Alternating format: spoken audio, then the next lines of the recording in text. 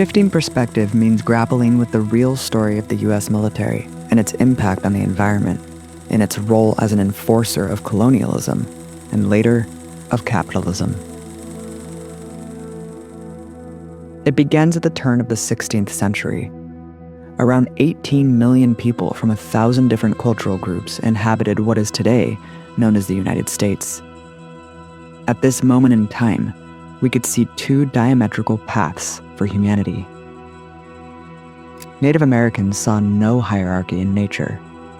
The environment was a harmony, a balance to be maintained. For Europeans, nature was a thing to be feared, a place of the devil, a beast to be killed, a carcass to be cut up and sold. So the story of the United States begins when the people who hated nature invaded the people who cherished it.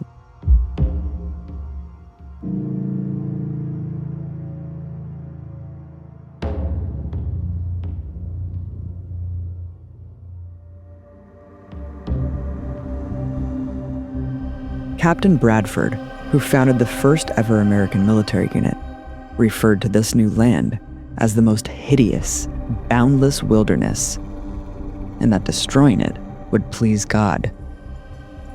This was the work of the early American military. Raze the forest, kill the animals, kill the people, in order to kill the land itself. Convert harmony into economy, balance into bank, with a bullet and blade. Habitats as old as time became massive fields of tobacco and cotton to be loaded onto ships. Timber! As the trees come crashing down. The massive deforestation that followed, over 100 million acres razed in southern forests alone, is a primary trigger for the first ever surge of CO2 in the atmosphere to unstable levels. Animal trappers became the vanguard of expansion. Back in Europe, beaver skin hats were a fashion craze. When hordes of trappers set off into native territory, they needed protection, so the army sent soldiers and built forts to guard them. According to historian David Vine, this began the vast network of military bases. Protection for trappers as they spread west to loot a slew of mammals to near extinction, all to sell hats and scarves.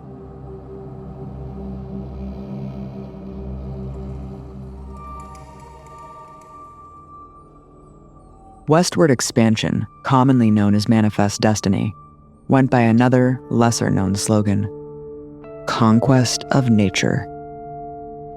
Colonel Dodge had said, "Every buffalo dead is an Indian gone."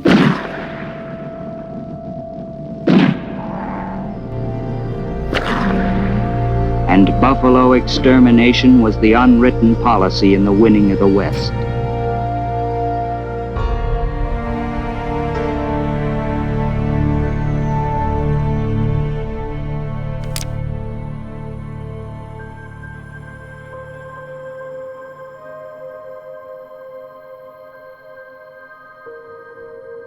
It completed the erasure of 96% of the native population and their stewardship over the environment, which remains the greatest genocide in the history of humanity.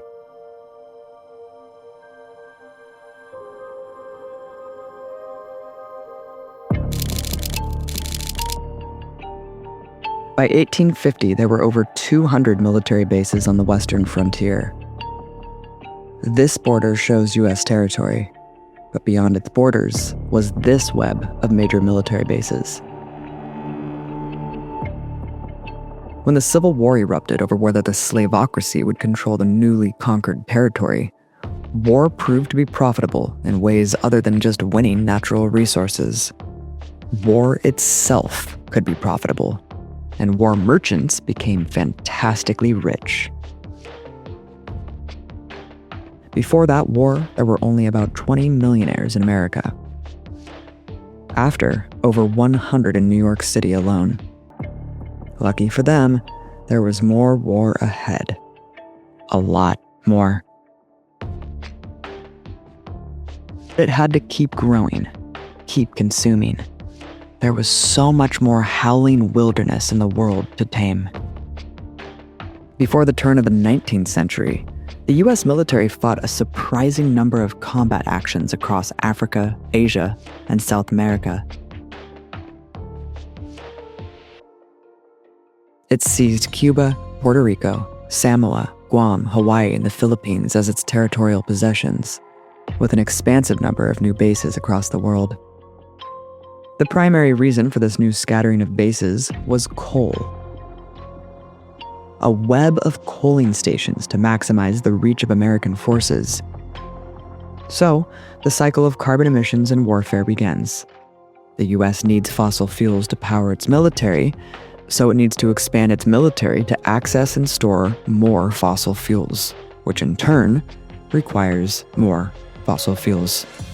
The worldwide battle for oil. By 1914, the world's empires had conquered all there was to conquer, so all that was left was to fight amongst themselves for what was already claimed. It delivered humanity the bloodiest war yet.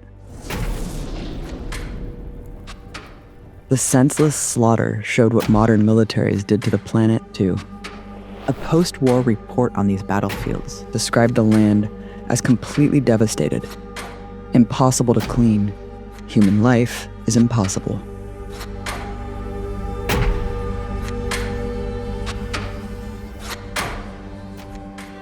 These massive dead zones persist over a century later.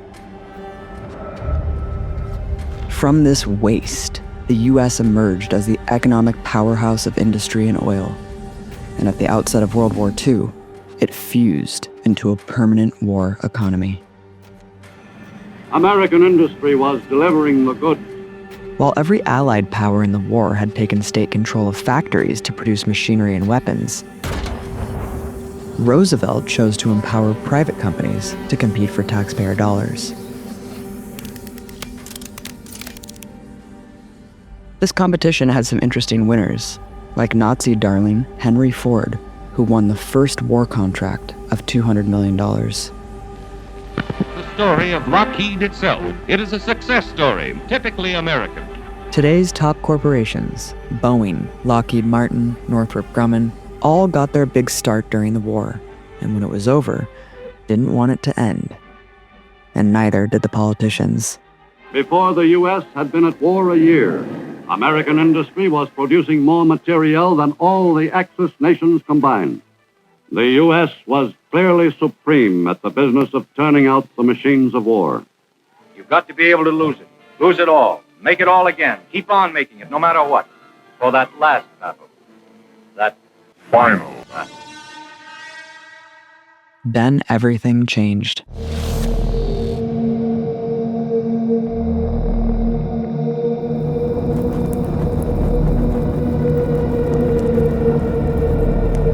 Earth gave way to a new epoch. The Holocene became the Anthropocene, when human impact on the planet became its dominant feature.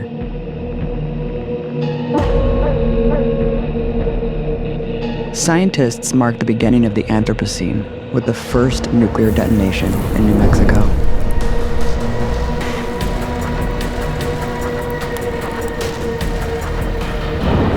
One bomb is not enough.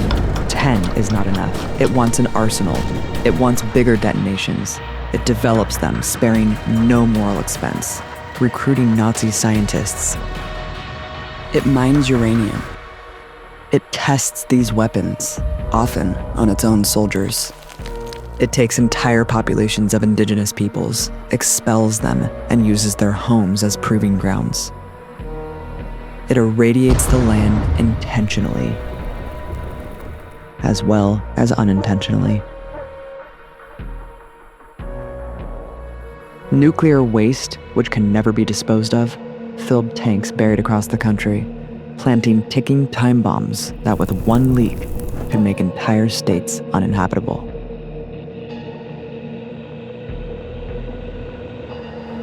But above all, a new world was born. The apocalyptic power of the United States, untouched by the war, while the rest of the industrialized world lay in ruin, made it no longer an empire among equals. America would be the empire, with unparalleled power and reach.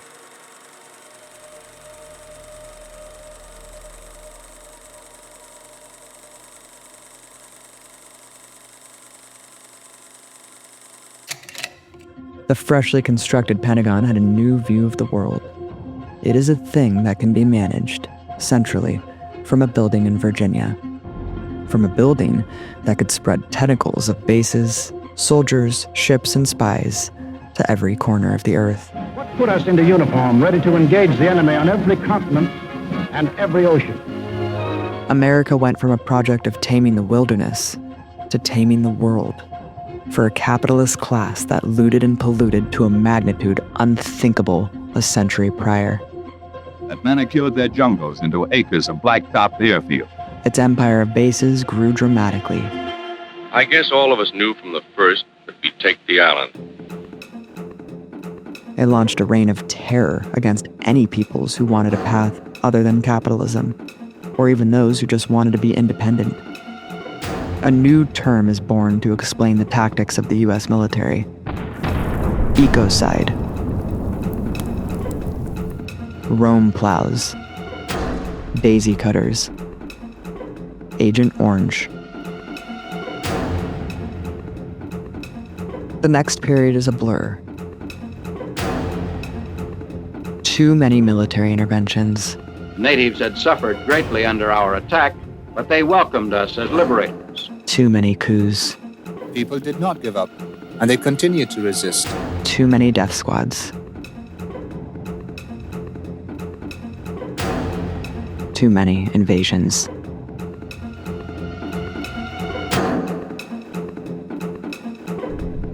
Landscapes are burned and poisoned.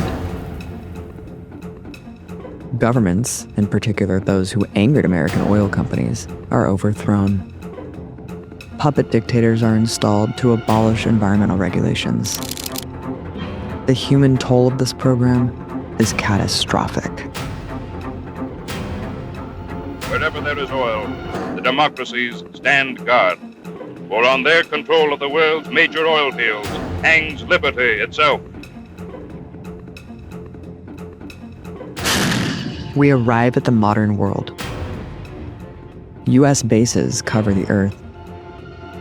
Ships and aircraft crisscross the oceans and skies. A modern world under a unipolar power, enforced with violence.